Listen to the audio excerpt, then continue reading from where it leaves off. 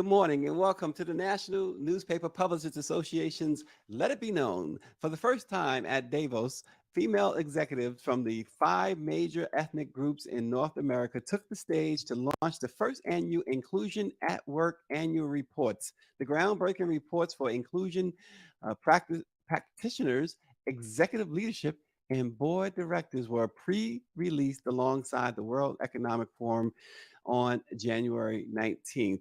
The formal launch for the Black and Silicon Valley Worker Studies is or was Monday, January 30th, 2023, just yesterday.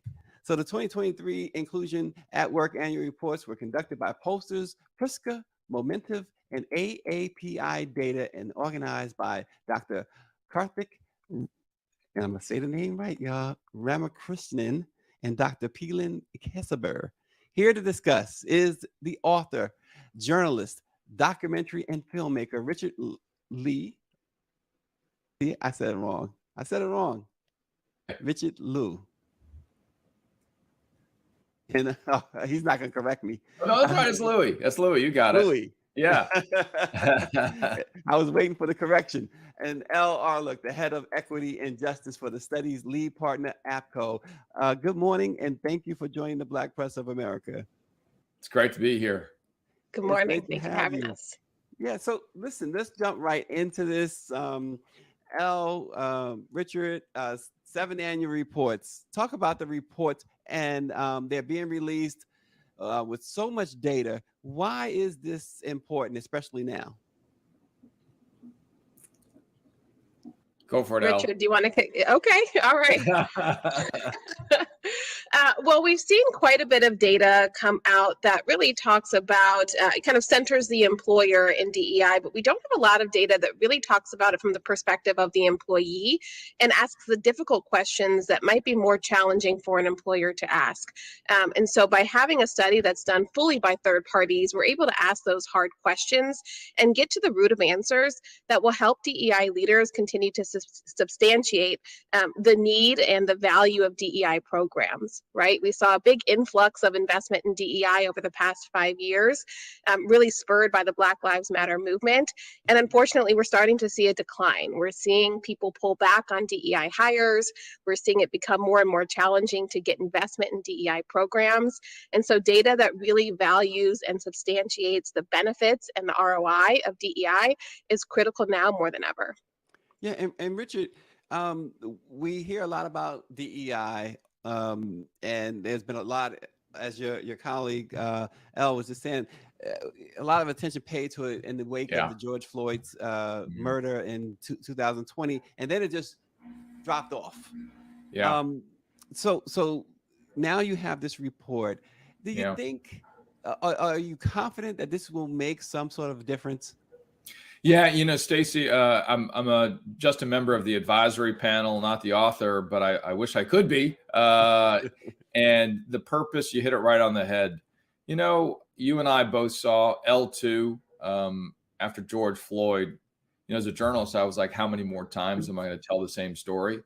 30 years ago, I was standing in the street telling the story of Rodney King. You know, and you know, we've been talking about Justin last week, another one with Tyree Nichols. And we knew that something was a little bit different in the last 3 years, that business was starting to say, we have an input to the way society functions in the streets, in the stores, in homes. And they started to do something. But we all know that over those periods of time in the last 3 years, we've seen it before. Our great civil rights leaders have seen it before. The door swings wide open, and what does it do after that? Yeah, it creeps slowly, and it closes. And so as a journalist, as a former business person, as a community volunteer for the last 15 years, very actively in all of our great communities of diversity, I knew that we needed to help those diversity champions, those inclusion champions that sit in every organization, but they feel like they're by themselves. And so a lot of cases they are by themselves. Right. So how could I lean in personally? So I joined the advisory panel and with Prisca, you know, said, okay, let's give them the data that they can take to the corner office. Let's give them the data that they can take to the boardroom, that they can take to their fellow executive leaders and say, let's not stop. Let's keep that door open as long as possible, because we know now that business has a role and wants to have a role. Yeah, yeah.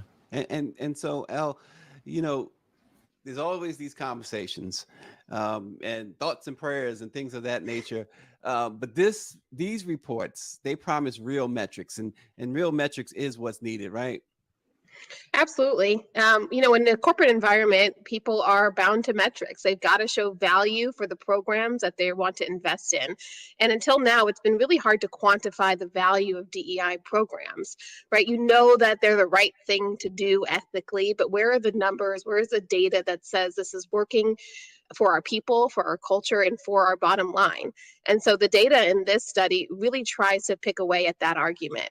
Right? There's really powerful data here that talks about DEI and the need to be consistent, the need to create community, and the need to continuously communicate about your DEI initiatives. And it equates it to real value for an organization. There's really interesting data in this study around the high numbers of people that equate strong DEI programming to an actual tangible benefit akin to a salary raise, which is really interesting to see that people assign that much value to a strong DEI culture. There's also very powerful data around trust and respect that increases, nearly doubles for most communities when you have strong DEI programming. And there's very strong data around the value of ERGs, business resource groups, and that when companies have those, it nearly doubles the idea or the belief that your company is committed to DEI and is taking it seriously. So investing in these sorts of programs has a real benefit. Yeah. So with that in mind, Elle and Richard, companies see they see that this really can benefit them. However, at the same time they seem so reluctant. It takes a George Floyd or a Tyree Nichols situation, and I'm pretty sure with this situation now still current, the Tyree Nichols, the horrific incident with Tyree Nichols, I'm pretty sure now we'll hear, because we got statements from corporations already coming in. We'll hear these statements of outrage and hear these statements that we need to do better. We need to have more diversity and inclusion. They treat it almost as if it's just a fad, but the numbers that Elle just talked about shows that it really benefits the company. So why the reluctance?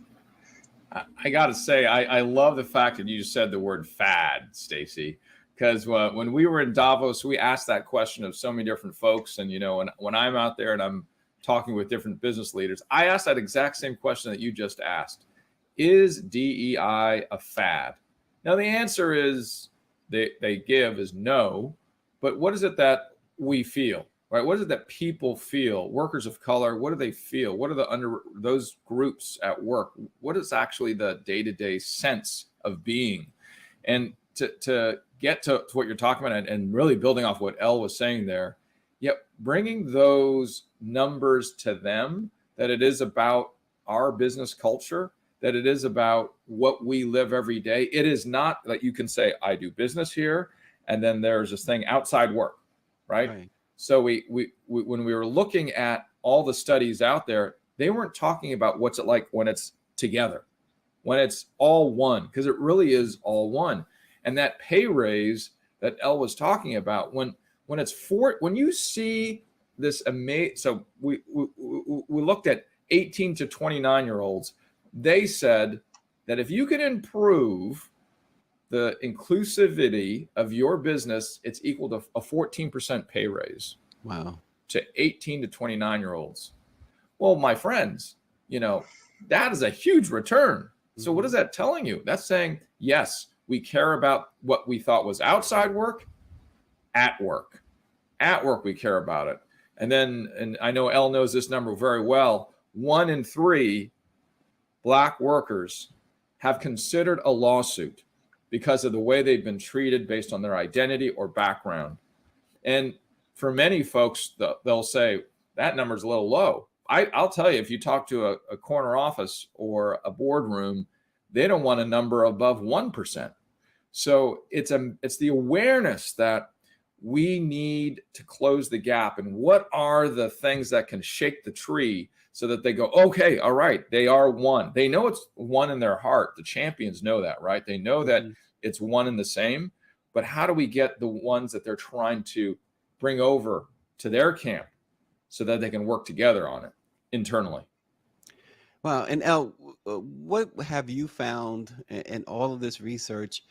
Is there anything that really stands out for you that many might be surprised by?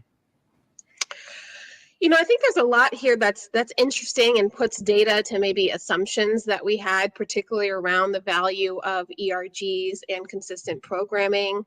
There's some great data points around the value of how leadership communicates to employees to help create that culture on a consistent basis. And as Richard Lui mentioned, the data around the numbers of folks who have considered legal action is really sobering, right? That means that something has been happening time and time again, or is substantial enough that people are considering not just leaving your company, but taking legal action. And that's a really high threshold that needs to be addressed. But to pick up on something, I think one of the most important things, and what I see as a practitioner working with companies who are grappling with this, is that DEI is a muscle, right? It needs to be exercised. So that feeling that a company is not inclusive, it's not in the big moments, right? It's not in the DEI training that you invested in or the launch of your ERG. It's in the fact that you are inviting colleagues to a dinner program during Ramadan, or you are creating things that are exclusive to people based on their beliefs or based on their responsibilities outside of work that akin to who they are. And so that's what most companies have a struggle with, right? How do you stay consistent every day in the interactions that employees have with their company in a way that says we center DEI, not just in the big moments? And that's the challenge for companies. And I saw in the report, part of the report, it says 70% of workers say businesses are more productive when leaders use inclusive language. Right. Yeah. So, yeah, can you talk about that, Richard? Isn't it amazing? I mean, Stacy and Elle, you're like, well, yeah, I mean, right?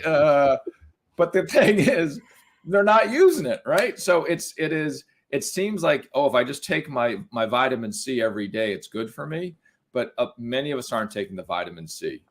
So this is as simple as a question that is, as using simple, inclusive language that we can feel more productive at work. And this is across all the groups.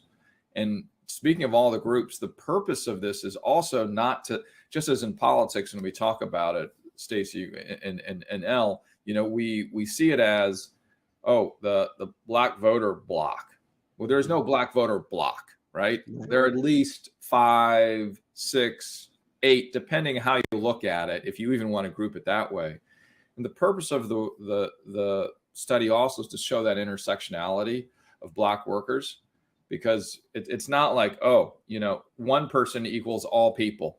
You know, that's not true. And for that fact, you know, that's why I was just talking about younger Black workers and their view of inclusivity, which will vary over time. And, you know, and another thing is, well, what about men and women, right? And how they see inclusivity at work and the way that they enact it. And so hopefully we can empower the executive leadership to not see any group at work as just one group, and that they see all that we are individually as well. I mean, so to that point, for instance, the way that Black women engage in DEI, ERG, and BRG is by being part of programs and being part of the day-to-day practice.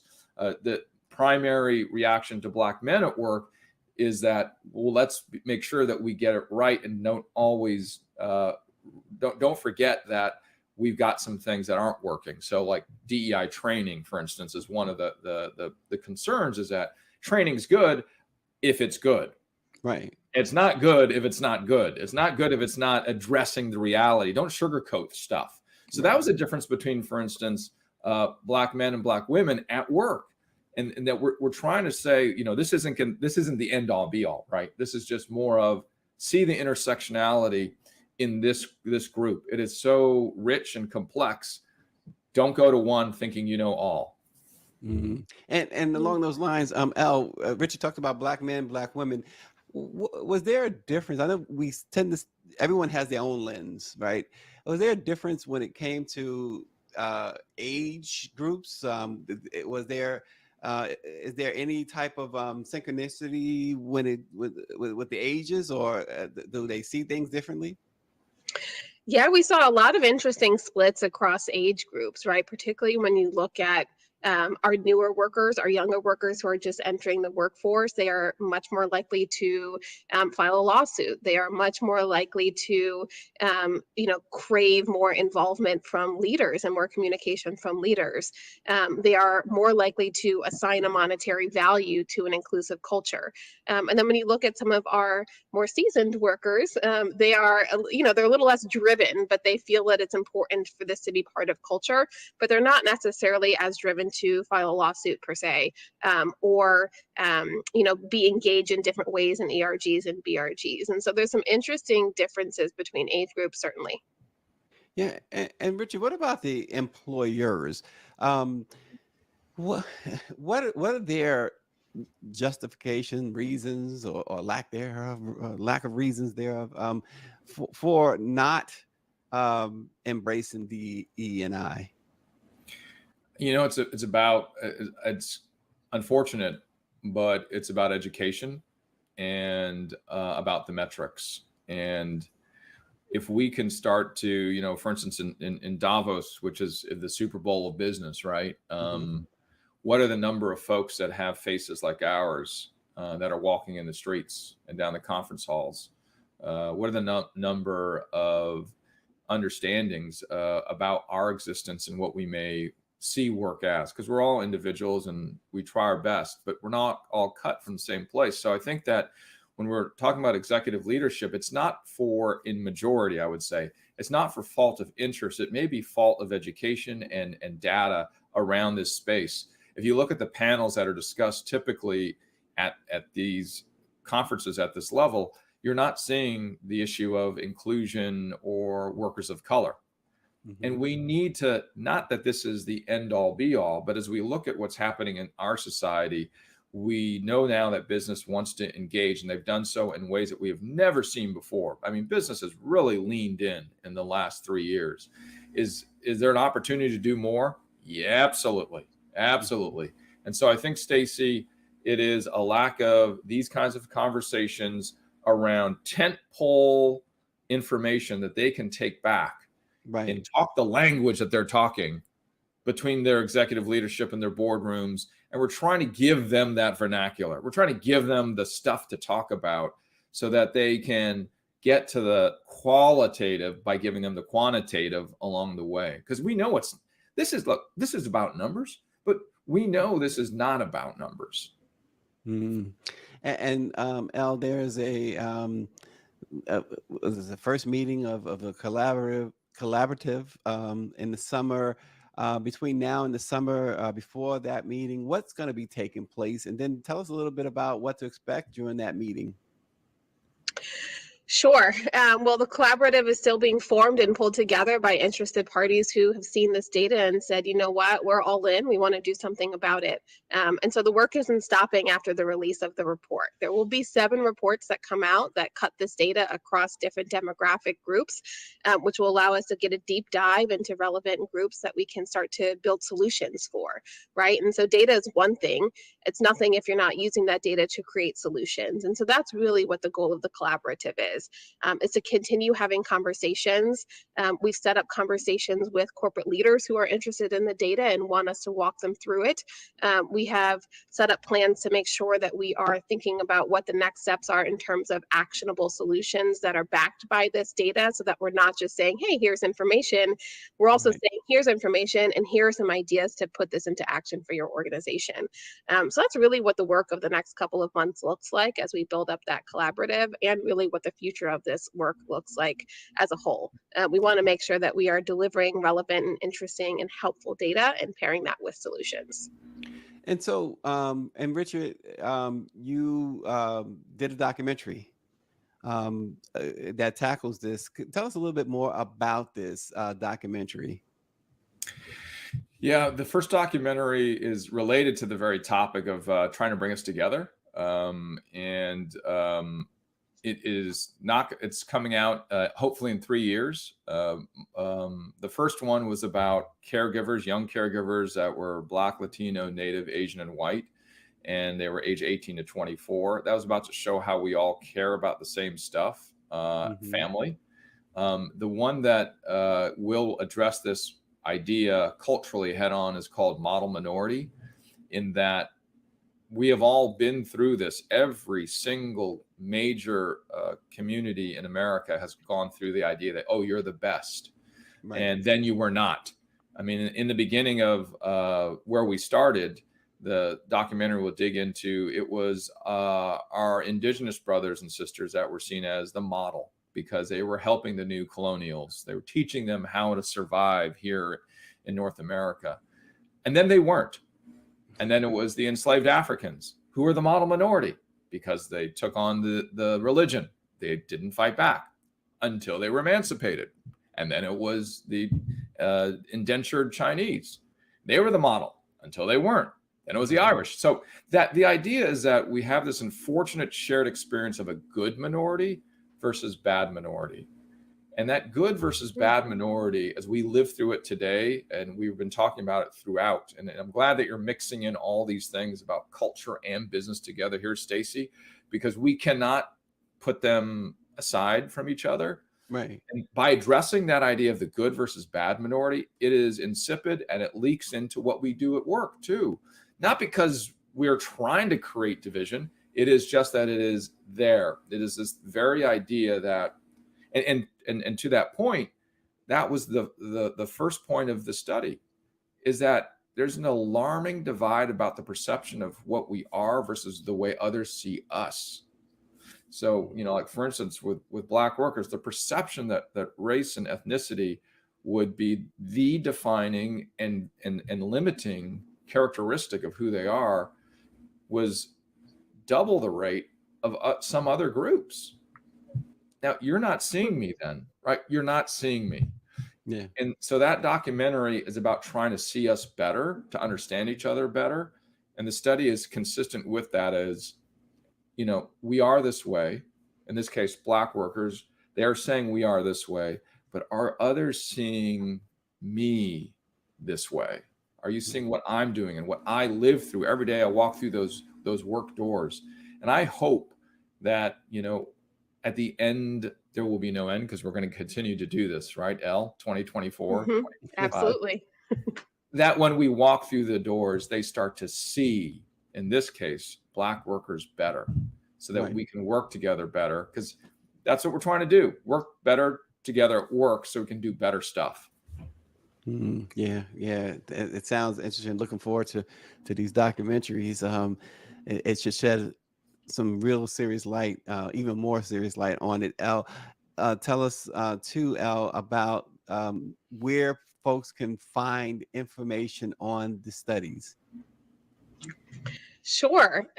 So we will be publishing the studies. We've got a series of 7 studies that will be put out, and we'll be talking about them loudly. I hope that folks will continue to keep an ear out and listen for those studies.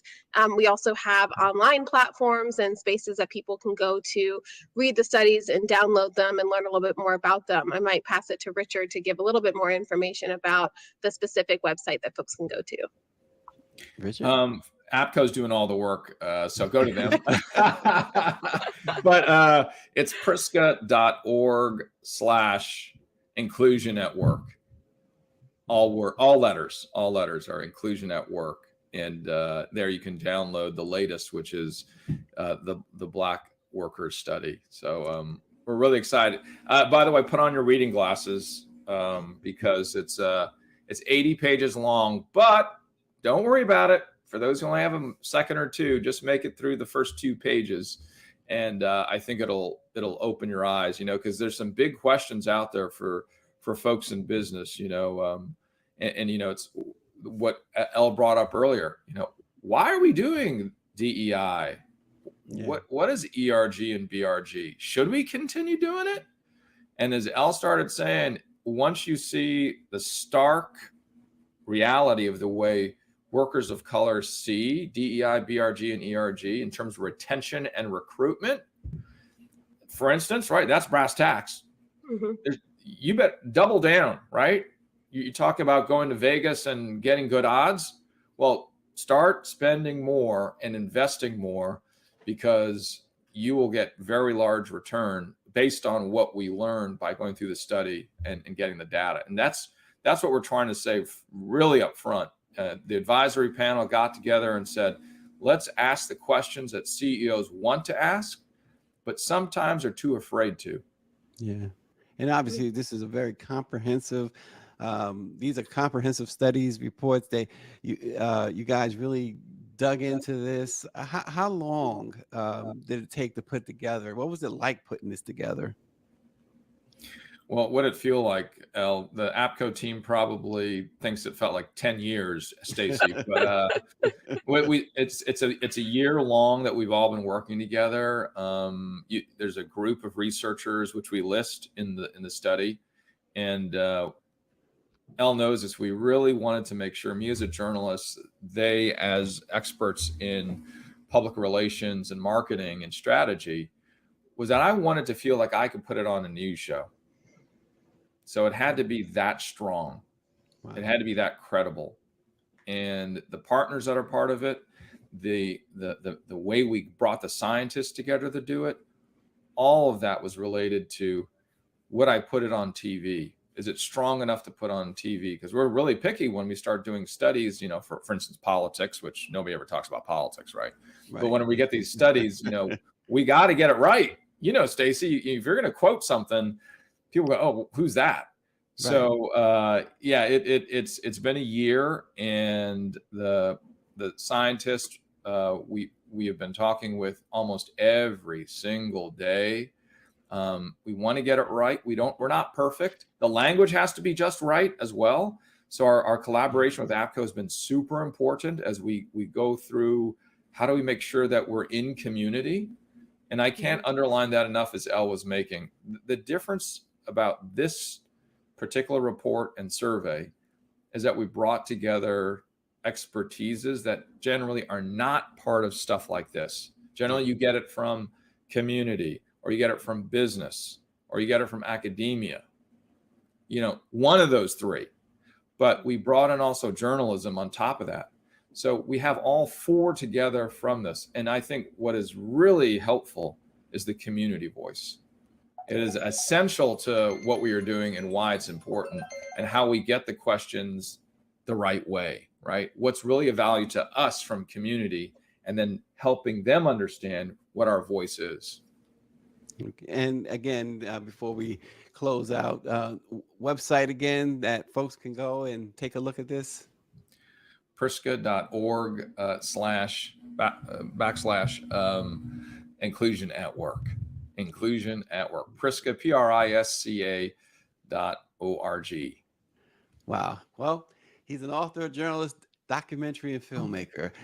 She is Elle Arlook, the head of equity and justice for the lead partner of this study, APCO. Richard and Elle, we really appreciate you joining the Black Press of America's Let It Be Known. Thanks so much. Thank you, Stacy. Thank you. Thanks, Stacy. Everybody, thanks for watching, and we will see you tomorrow.